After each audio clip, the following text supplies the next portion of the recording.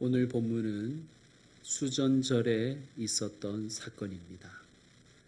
수전절은 구약 성경에는 나오지 않는 절기입니다. 이스라엘이 로마의 식민지 되기 전에 시리아라는 나라의 지배를 받고 있었습니다. 시리아의 왕들은 유대를 악독하게 다스렸는데 그 중에 최악은 안티오쿠스 4세라는 사람입니다. 그는 스스로를 에피파네스라고 불렀는데 그 뜻은 신의 현현입니다. 유대인들이 딱 싫어하겠죠. 유대인들은 그래서 이 사람을 적그리스도라고 했대요. 안티오쿠스 에피파네스는 유대인들에게 씻을 수 없는 치욕을 안겨주었습니다. 대제사장을 돈으로 사고팔게 했습니다. 예루살렘의 성전의 성물들을 다 빼앗아 갔고 성전에 자신의 흉상을 세웠습니다. 성전제사, 안식일, 유월절과 같은 절기들을 못 드리게 했고 심지어는 할례도 금지시켰습니다. 심지어 유대인들이 혐오하는 돼지고기를 먹도록 강요했고 이를 거절하면 처형하기도 했습니다. 이러한 반유대교 통치는 주전 167년 12월 성전에서 제우스를 위해 돼지의 고기와 돼지의 피로 제사를 하게 함으로써 절정에 달했습니다. 이러한 만행은 결국 독립투쟁을 촉발시켰습니다. 이 봉기의 리더는 제사장 마따디아와 그의 아들들이었습니다. 마따디아가 죽은 후 그 지도권이 셋째 아들 유다에게로 넘어갔습니다. 유다는 이미 신출귀몰한 그러한 전략과 전술로 점령군들에게 큰 타격을 입힌 것으로 백성들에게 영웅이 되어 있었습니다. 사람들은 그에게 마카베우스라는 별명을 붙여주었어요. 마카베우스는 망치라는 뜻입니다. 유다 마카베우스라는 핸델의 오라토리오도 있습니다. 주님께 영광 다시 사신 주, 이 찬양의 원곡이 핸델의 오라토리오 유다 마카베우스의 일부입니다. 3년여의 독립전쟁 끝에 기원전 165년 12월 25일 성전을 수복하여 다시 하나님께 봉헌하여 드렸습니다. 유대인들은 그날을 기념하여 수전절로 지키는 것입니다. 수전절을 히브리어로 하누카라고 하는데 그 뜻은 깨끗하게 하다, 새롭게 하다, 새롭게 하여 바치다, 이런 뜻입니다. 그래서 수전절을 다른 의미로, 다른 말로 성전봉헌절이라고도 하는 것입니다. 자, 그런데 보세요. 성전을 그렇게 사랑하고 성전을 깨끗하게 하고 성전을 새롭게 하여 봉헌한 날에 예수님, 참된 성전이신 예수님을 거절하고 있잖아요. 참 성전이신 예수님을 거부하는 유대인들, 그 자체가 아이러니입니다. 왜 그랬을까요? 왜냐하면 헷갈렸기 때문입니다. 여러분 24절을 보십시오. 당신이 언제까지나 우리 마음을 의혹하게 하려 하나이까? 이게 무슨 뜻이냐면 왜 우리를 헷갈리게 합니까? 라는 뜻입니다. 그런데 헬라어 원어를 직역하면 의미는 더욱 무겁습니다. 왜 우리의 목숨을 거두어 가려 합니까? 라는 뜻이에요. 이게 무슨 말인가 하면 나 답답해서 죽는 꼴 보려고 하십니까? 헷갈리게 좀 하지 마세요. 이런 의미입니다. 그리스도이면 밝히 말씀하소서. 당시 유대인들뿐만 아니라 지난 2000년 동안 수많은 사람들이 예수님에 대해서 의혹을 가졌습니다. 헷갈려 했다는 뜻입니다. 예수는 과연 하나님의 아들인가 아니면 한낱 인간에 불과한가? 예수는 정말 인류의 메시아인가 아니면 팔레스타인에서 태어난 한 청년에 지나지 않는가? 예수님은 자신을 메시아라고 그리스도라고 수없이 말씀하셨죠. 내가 그라. 예수님은 여러 번 말씀하셨습니다. 또한 메시아만이 하실 수 있는 일, 메시아로서의 일을 직접 행하여 보여주셨습니다. 여러분 25절 읽어주세요. 시작.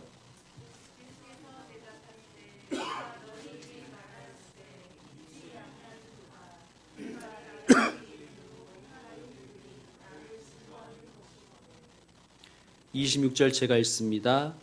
너희가 내 양이 아님으로 믿지 아니하는도다. 아멘. 그들이 헷갈리는 이유는 믿지 않기 때문입니다.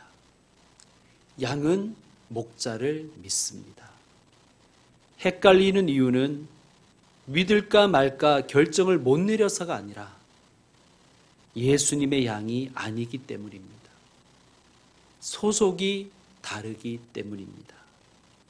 그러나 27절 다 같이 읽겠습니다. 내 양은 내 음성을 들으며 나는 그들을 알며 그들은 나를 따르느니라. 아멘.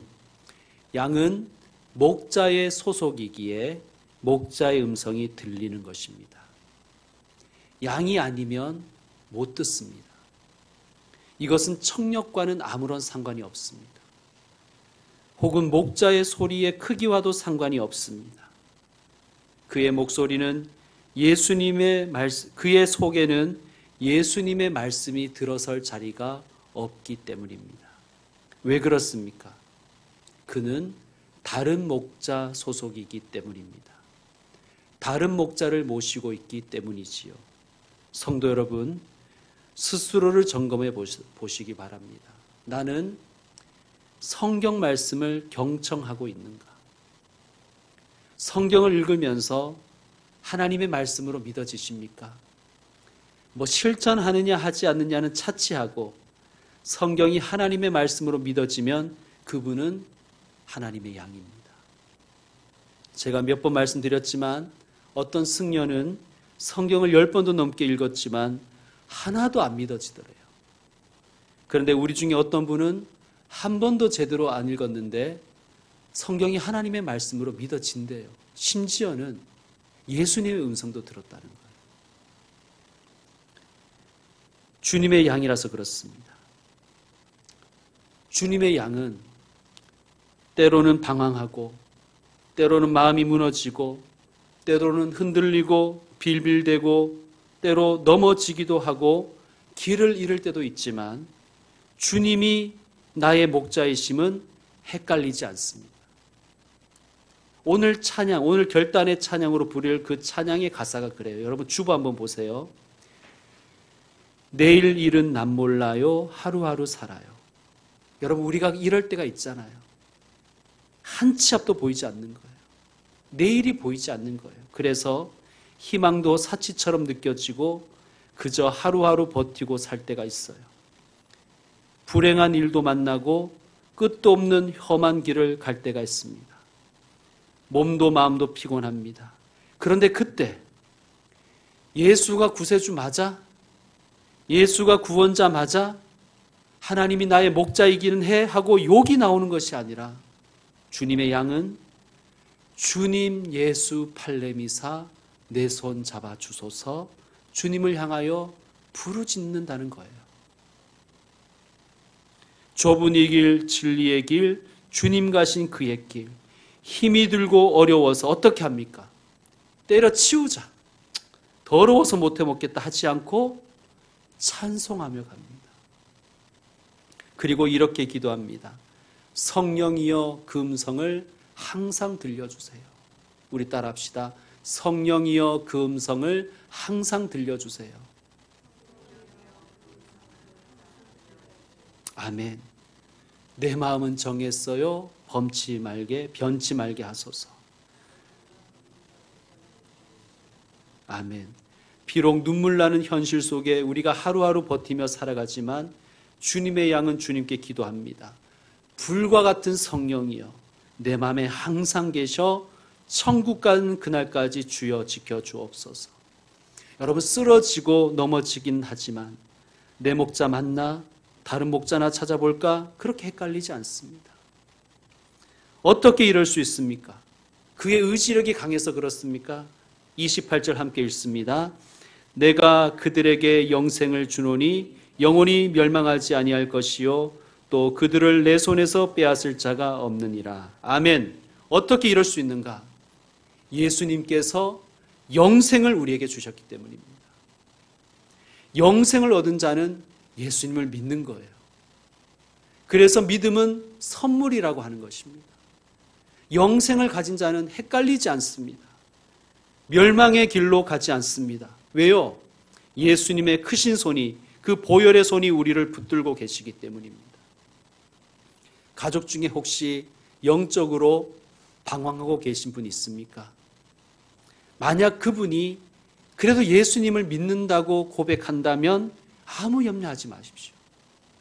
택한 백성 하나님이 붙드시고 하나님이 붙드시면 그 손에서 빼앗아 갈 자가 없습니다. 영생을 얻은 자는 멸망하지 않습니다. 그 어떤 강도도 예수님의 손에서 예수님의 양을 빼앗아 갈 수 없기 때문입니다. 자, 29절도 읽어주세요. 시작.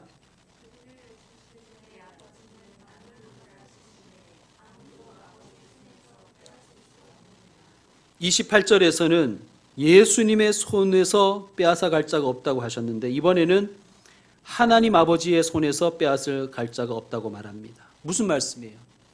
우리를 예수님의 손과 하나님의 손이 함께 붙들고 있다는 말씀입니다. 여러분, 이걸 믿으시길 바랍니다. 그리고 예수님의 말씀을 가만히 보면 참 재밌습니다. 그들을 주신이라고 하시죠. 그들을 주신 내 아버지는, 자, 주신이라고 했는데 그 다음의 말씀은 여전히 붙들고 계신다고 합니다. 좀 모순이지요. 아닙니다. 그들과 주신 사이에 말씀이 생략되었기 때문입니다. 잘 돌보라, 잘 돌보자고. 하나님 아버지께서 우리를 예수님께 주셨대요. 귀찮아서 양도하신 것이 아니라 같이 잘 돌보자고 주셨다는 뜻입니다. 할렐루야. 예수님은 양을 위해 자신의 목숨을 바치셨습니다. 하나님은 양을 위해서 독생자를 아끼지 않고 우리에게 주셨습니다. 두 분이 우리를 붙들고 계십니다. 누가 우리를 하나님과 예수님의 크고 강한 손에서 빼앗을 수 있겠습니까? 성도 여러분, 신앙이란 주님의 능력의 크기와 주님의 사랑의 크기를 믿는 것입니다. 따라합시다. 믿음은 주님의 능력의 크기와 주님의 사랑의 크기를 믿는 것이다. 아멘. 주님의 능력의 크기를 믿는 사람은 쉽게 세상에 무릎 꿇지 않습니다. 주님의 사랑의 크기를 아는 사람은 쉽게 자기를 세상에 헐값에 넘기지 않습니다. 성도 여러분, 주님이 우리에게 맡기신 주님의 양들이 혹시 우리에게 있습니까? 여러분, 주님이 여러분에게 맡긴 양이 있습니까? 누가 생각나십니까? 가족, 친구, 교우, 동료, 교회 학교 아이들, 함께 붙들자고, 함께 도와주자고 맡기신 양임을 믿고 주님의 사역에 동참하시길 바랍니다. 예수님은 하나님의 뜻을 아셨어요. 그래서 30절에 이렇게 말씀하십니다. 나와 아버지는 하나이니라. 예수님의 말씀을 못 알아들은 유대인들이 예수님을 돌로 치려고 했습니다. 32절 보세요. 예수께서 대답하시되 내가 아버지로 말미암아 여러 가지 선한 일로 너희에게 보였거늘 그 중에 어떤 일로 나를 돌로 치려 하느냐. 자, 예수님이 하신 일들은 다 아버지로 말미암아 하신 일이라고 말씀하세요. 예수님은 아버지의 능력으로 일하셨고 아버지의 뜻을 위해 일하셨고 아버지의 영광을 위해 일하셨다는 말씀입니다. 그래서 예수님이 하신 일들 중에는 선하지 않은 일이 하나도 없습니다. 하나님으로 말미암는 일이어야 하나님 앞에 선한 일입니다. 선한 목자이신 예수님으로 말미암는 일이어야 합니다, 여러분. 예수님으로 말미암는 일이어야 하나님 보시기에 선한 거예요. 주님과 한 팀이 되어서 하는 일이어야 양으로 생명을 풍성하게 하고 생명을 얻게 하고 풍성히 얻게 하는 선한 일인 것을 믿으시길 바랍니다. 33절 읽어주십시오. 33절 시작.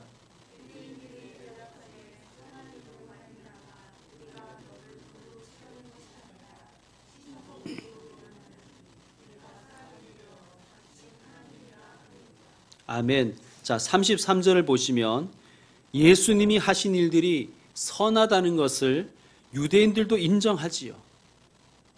그런데 그들은 자기들의 관점에서 선과 악을 판단하고 있어요. 하나님으로 말미암지 않습니다. 하나님의 영광을 위해서 그렇게 하는 게 아니에요. 하나님의 뜻과 연결시키지 않습니다. 자기가 선악을 판단하는 것, 그것은 선악과를 먹은 인간의 특징입니다. 성도 여러분, 여러분의 눈에 혹은 사람들의 눈에 좋아 보이는 일을 하려고 하지 마십시오. 물론 그런 일도 해야 되겠지만 무엇보다도 하나님으로 말미암는 일을 하십시오. 하나님 보시기에 선한 일이 정말 선한 일인 것을 믿으시기를 축원드립니다. 유대인들은 하나님의 말씀과 행하심이 하나님으로 말미암았음을 보는 눈이 없습니다. 그래서 예수님을 신성모독한다고 비난하는 것입니다. 자, 34절입니다. 제가 읽습니다. 예수께서 이르시되 너희가 율법에 기록된 바. 여기서 율법은, 물론 율법은 좁게 말하면 십계명이나 모세오경을 가리키는 것이지만 여기에서 율법이라는 것은 구약 성경 전체를 의미합니다. 내가 너희를 신이라 하였노라 하지 아니하였느냐. 이 말씀은 시편 82편 6절 말씀을 인용하신 거예요. 35절 성경은 패하지 못하나니 하나님의 말씀을 받은 사람을 신이라 하셨거든. 그러니까 시편 82편의 내용이 그거예요. 여기서 신은 하나님과 같은 경배의 대상이 아니라 하나님의 위임을 받아 세상을 다스리는 사람들과 하나님의 위임을 받아 재판하는 일을 하는 사람들과 하나님의 말씀을 받아 선포하는 일을 하는 선지자들을 가리킵니다. 그들을 신이라고 하신 까닭은 그들을 숭배하는 의미가 아니라 하나님의 위임과 하나님의 말씀을 받았기 때문입니다. 자기 좋을 대로 다스리고 자기 좋을 대로 재판하고 자기 뜻대로 선포하지 말고 하나님의 뜻대로 행하고 하나님의 뜻대로 판결하고 오직 하나님의 뜻을 전하라는 뜻입니다. 36절 하물며 아버지께서 거룩하게 하사 세상에 보내신 자가 나는 하나님의 아들이라 하는 것으로 너희가 어찌 신성모독이라 하느냐. 아멘. 하나님의 위임과 하나님의 말씀을 받은 자들을 신이라고 한다면 하나님께서 거룩하게 하사 세상에 보내신 자이신 예수께서 나는 하나님의 아들이라고 하는 것을 어찌 신성모독이라고 하겠느냐라는 말씀입니다. 내가 전하는 말씀과 내가 행하는 일이 하나님의 말씀과 하나님의 뜻에 어긋나는 것이 어디 있느냐라고 물으시는 것입니다. 여러분 37절부터 38절 읽어주세요. 시작.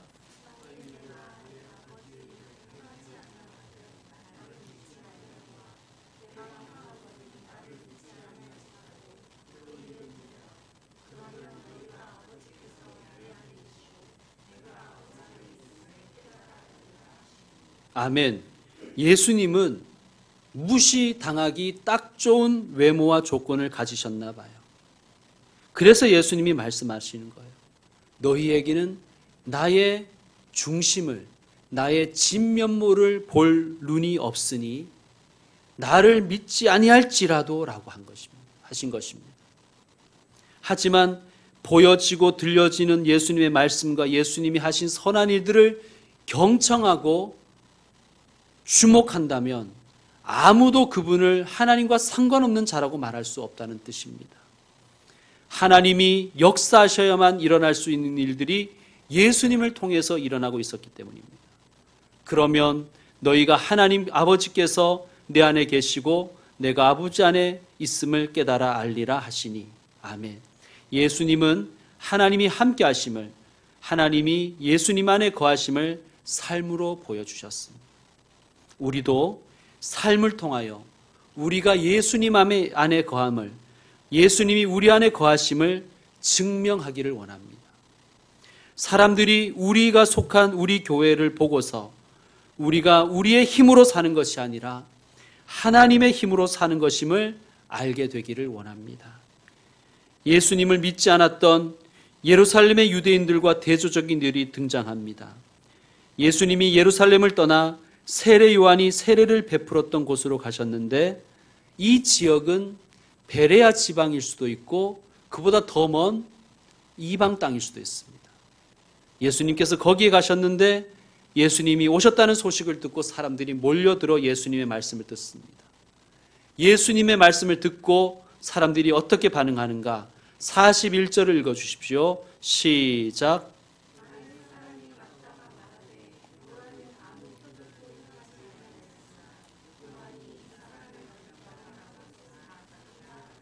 아멘. 예수님을 만나 그분의 말씀을 경청해 보니 세례 요한이 전해 주었던 바로 그분. 세례 요한은 자기는 그리스도가 아니라 그랬죠. 그리고 그리스도를 증거했습니다. 바로 그분, 이스라엘의 목자요, 우리의 구원자가 예수님이라는 것을 알아들었고 그들은 즉시 42절에 보면 예수님을 믿었습니다. 그들도 예수님의 양이었기 때문입니다. 이제 말씀 마무리하겠습니다. 양은 목자의 음성을 압니다. 목자의 음성을 듣고 목자를 믿고 목자를 따릅니다. 하나님께서 믿음을 선물로 주셨기 때문입니다.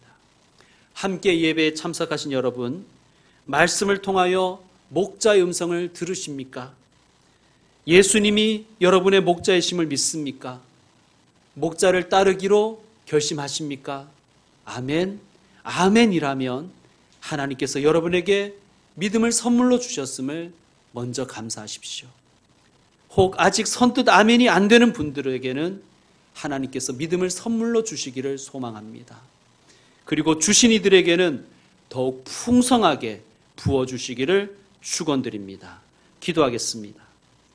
믿음을